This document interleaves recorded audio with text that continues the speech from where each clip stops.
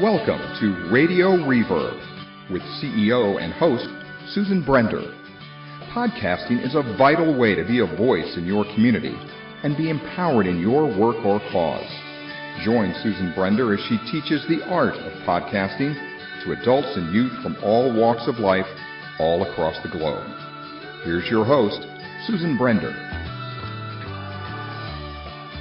I'm Susan Brender. Today I have a very interesting guest on my show, and his name is Keith Reza. He's one of the most hardworking stand-up comedians today. Keith was born in Texas and raised in Southern California, and at the age of 13, he was diagnosed with Asperger's syndrome. Now, we're going to talk all about what that means and also how it made him feel. So rather than my giving you more information right now, I want Keith to actually give you the information. So hello, Keith, and welcome to Radio Reverrb. Oh, hi. Thanks for having me. You know, Keith, it was a very difficult thing for you to be diagnosed with Asperger's, was it not? I wouldn't say it was difficult. I mean, when I was diagnosed, no one really knew what it was. It was definitely different. In what but way? Growing up had difficulties. Oh, you had more difficulties as a grown-up. You know what? Before we continue, Keith, let's give people the definition of Asperger's if they've never heard of it. Asperger's syndrome is it's a form of autism, and what it is it's a lack of being able to socialize very well because everyone has two parts of their brain, right and left, and when someone has Asperger's, a part of your brain doesn't function about communicating well. So, it's very hard to make friends and, date people. And, a lot of people with Asperger's are brutally honest and they don't have a filter. Ah, that's interesting. No filters. Now, yeah. Ah, wow. So when you were young, was it different then as it is now? In other words, are you able to communicate with people now and really have a fulfilling life? Yes and no. I mean, stand-up comedy is really, because when I was growing up, I wasn't very verbal, so I didn't talk that much to anyone, but stand-up comedy has actually saved me because it's given me,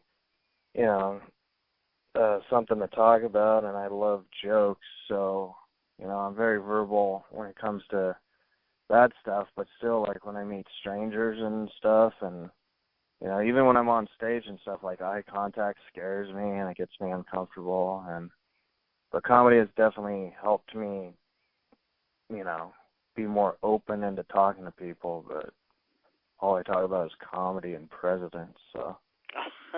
Okay. Comedy and presidents.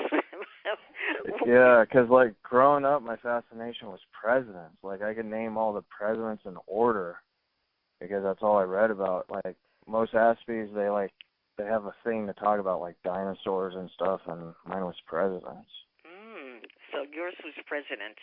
Now, I don't want to, give you a 1, 2, 3 and telling me a joke, but it would be very interesting to have our audience hear one of your jokes. So if you have something really funny, I want to hear it. All right. On a count of 1, 2, 3? No. Just continue. Tell us a little joke. I got a little joke is I was different in school, and I always got picked on by this kid named Josh. He used to beat me up and stuff, and he told me if I told anyone, he'd say, kill me.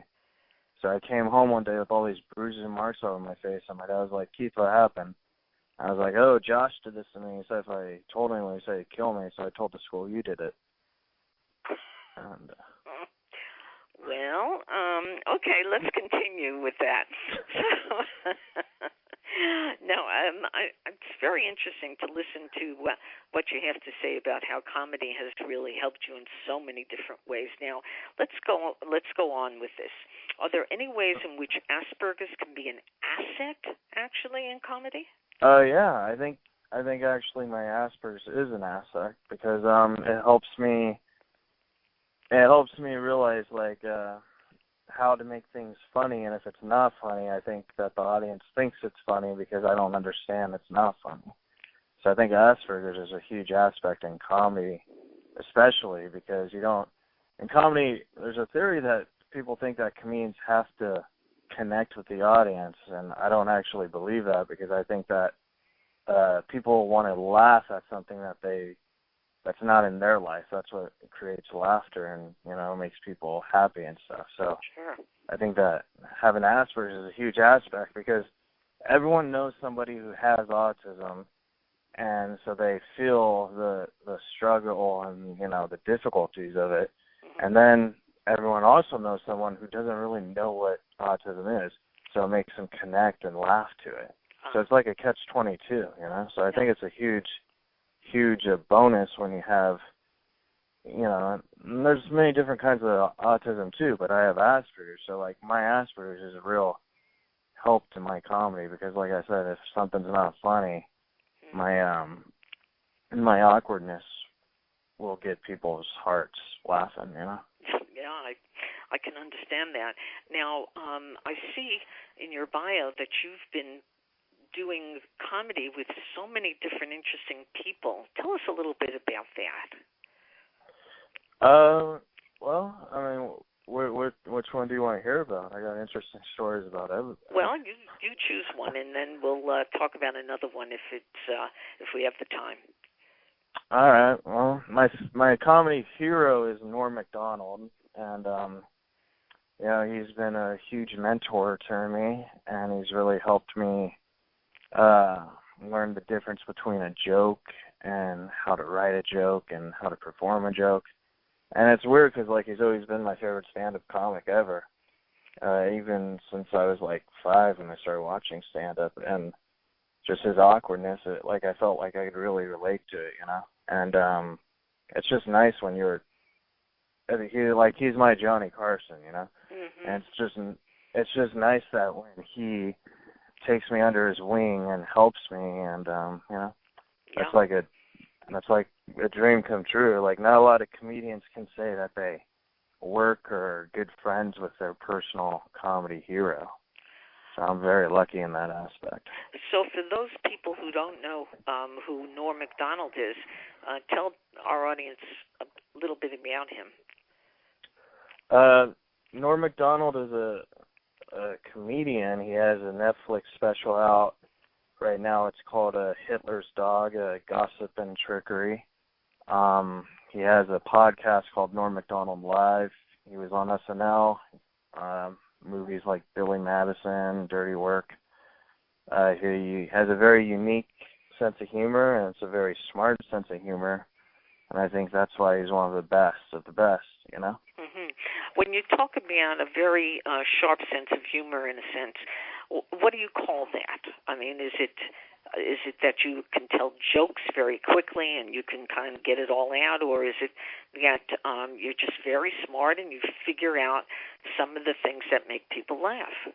Oh, yeah. I mean, I can't tell jokes quickly, but I can write premises and stuff, and then it takes me a while to understand the sharpness of the premise, and then I can make the joke really sharp, on the spot it's hard for me to come up with a joke that's sharp, but if you give me 10 minutes, I can make a joke really clever and Yeah. So it sounds like I don't. It sounds like you're a pretty smart guy. Now let's move on a little bit. So, what advice would you give new comedians who are just starting out? Because I'm sure it is not easy to do what you do. The advice I would give new comedians is just to go on stage and keep doing it, and you're going to get a lot of not good shows. And not a lot of, there's going to be people, because nobody just wakes up and is automatically great at comedy. So you got to keep doing it. It's like exercising, you got to keep doing it to build the muscle and stuff. And if you keep doing that, you'll be fine. It's all about, following your dreams. And if comedy is in your heart and stuff, you just got to keep doing it, and your career will start down the line into the form you want it to be. But it takes hard work, takes hard work, yeah, I'm sure. There's no question about it, because I've had other comedians on my show, and they've told me too how difficult it is. Now, I hope you don't mind my asking you. Talk to our audience about how you develop the relationships now that you have this ability to be at a comedy club and to entertain people. Are your relationships any different now? Are you able to look people in the eyes? Are you able to kind of enjoy being with others? No. I still can't look at people in the eyes unless I trust you, and that takes about a long time, because eye contact really does scare me. And I get socialize with other comedians a little, because we have comedy to talk about and stuff, but if I'm not very close with another comic, I don't really socialize with them either. It's very difficult, because it comes off as, in the business, as being standoffish, and people take it as mean, and it's actually hard for me to get a lot of work, because I don't go out of my way to be buddies with them, and it's not that I don't want to, it's just I don't know how. You don't know how. Yeah. That makes a lot of sense. So now we're going to go to where people can go to find out more about you and where you will be performing next. Well, I have a Facebook and a website, and all that stuff. My website is www.keithreza.com, and it has all my information, contact, Twitter, and all that stuff. Where do you think, Keith, you're going to be in 5 years from now? Where do I think I'm going to be in 5 years from now? Yeah. Hopefully living. Well, wait a minute. No. No. I'm talking about with regard to your comedy. Yeah, with regard to your comedy. In 5 years, I hope I have a sitcom, or I'm writing on a sitcom or something. That would be my dream, and just try and get on Conan, and just keep taking it one day at a time, and hopefully it doesn't take 5 years, but hopefully it takes within 5 years, Yeah. And last but not least, I always like to ask my guest what they would like to tell our audience. And in your particular case, I would like you to tell them a little bit more about what you're dealing with and how you've improved, and how you have so much faith in being a great comedian and having a great career in the future. Well, what I'd like to tell the audience is, just keep living their dreams, regardless if it's comedy or writing or even being a janitor.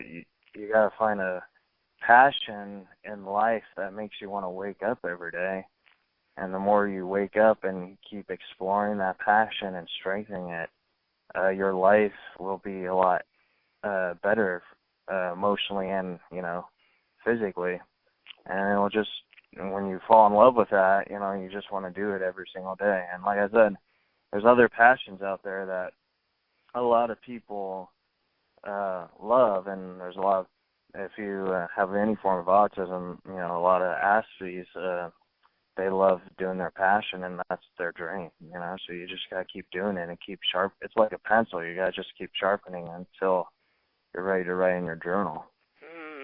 How interesting is that, Keith? The other thing before we finish our interview is, do you see yourself married one of these days and with a family? Wow. I'd like to. I mean, it's very hard to get a girlfriend, so it'd probably be harder to get married. And I can't afford mail order brides. I hope so. I mean, do I see it happening? I could see myself getting married. I don't know about having a kid, but I mean, yeah, I hope so. That's right. And what about your family? We haven't talked at all about your family. Have they been very supportive all your life so far? Well, life-wise, yeah. Career-wise, it took them a while to get on the comedy train, but when I was a kid, I always wanted to be a comedian and an actor, and I think when you're a kid, they should tell you that, like, how important money is, and and how there's no money in it yet. And I didn't learn that until very late, And my family, just recently, they started to be more supportive about the comedy, but the first couple years, it was really tough. They'd be like, "Oh, you should go to school and be a lawyer or a doctor," and it's like, that doesn't interest me. What interests me is people and why they laugh, and I think it interests me so much because I don't understand people, and I think that's the most intriguing part of comedy, is because when I see people laugh, it makes me connect with them in a way. That sounds wonderful. And if you had a chance to it sounds like you could be a great psychologist for people with autism. Oh, thank you. Yeah, no, I'm very serious about this, and I want to know whether you think it's possible, because, I mean, look, you've gone through so much, and still you have such a positive attitude and a desire to listen to people laugh and so many other things. And so wouldn't it be interesting if you had a chance to give people all that information who are dealing with what you are dealing with? Well, that's what I do with my comedy. I mean, I don't need to be a psychologist to do that. I do that with my stand-up. That's what my comedy's about. It's about connecting with people and showing people that people with autism can follow their dreams and can function to a healthier life while following their dreams, and not giving up. Yeah, well, so if I was a psychologist, it'd be really hard, because I'd be I guess I could be a motivational speaker, but I mean, I would just want to not talk to the people. I know it sounds mean, but I wouldn't want to talk to them, because I would want to follow my dream. You know what I mean? Yeah, I hear you. Well, today my guest has been Keith Reza.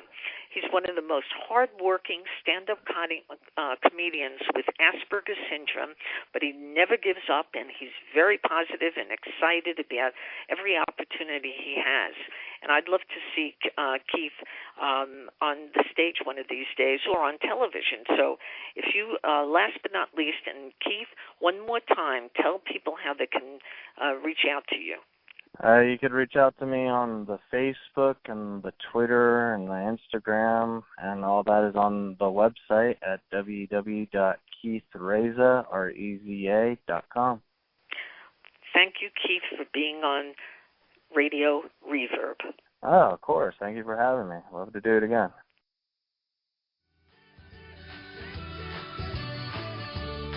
Thank you for listening to Radio Reverb with host Susan Brender. Interested in being a guest? Contact sebrender@yahoo.com.